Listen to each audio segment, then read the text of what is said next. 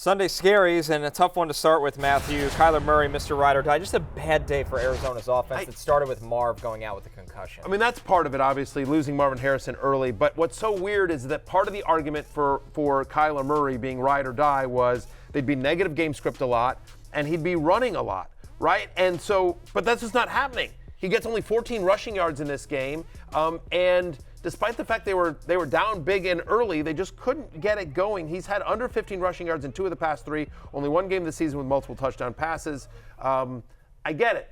And there's more to be discussed about my Ride or Die. But listen, Ride or Die is Ride or Die. They're home to the Chargers, at Miami, home to Chicago, home to the Jets. So the schedule doesn't get easier either. But I'm still hanging tough. Kyler Murray's never been less than a top 10 fantasy quarterback on a points per game basis throughout his career. I don't think that starts now.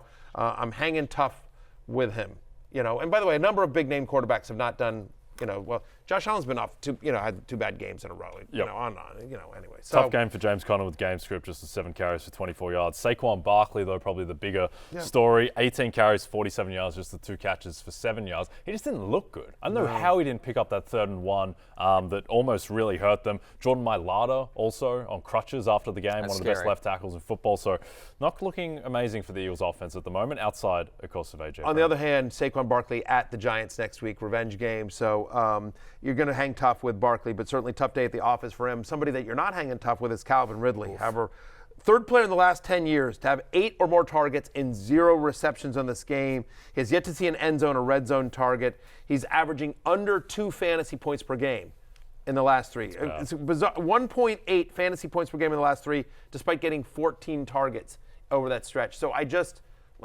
welcome to Dumpsville. Just that, the throws are going deep. They're not connecting with him. No easy stuff. 60% of his targets are in deep passes. Again, he's too talented. There'll be better days, but I just don't know where you can consistently, if he's on my waiver wire, I'm not going out and grabbing him.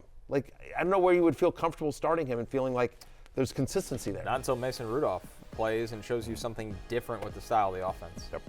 Hey, it's Matthew Berry from NBCSports.com and RotoWorld.com, and I want to thank you so much for watching whatever it is you just watched, or if nothing else, being too lazy to click out of the autoplay after this video started, after whatever it is you actually wanted to watch finished. But now that you're here, I'd like to take a moment here to ask you respectfully now, okay? I'm asking you respectfully to subscribe to the NFL on NBC YouTube channel. You'll get the latest RotoWorld fantasy news headlines, all sorts of great shows, including my own Fantasy Football Happy Hour. So go subscribe now. Again, I'm asking respectfully.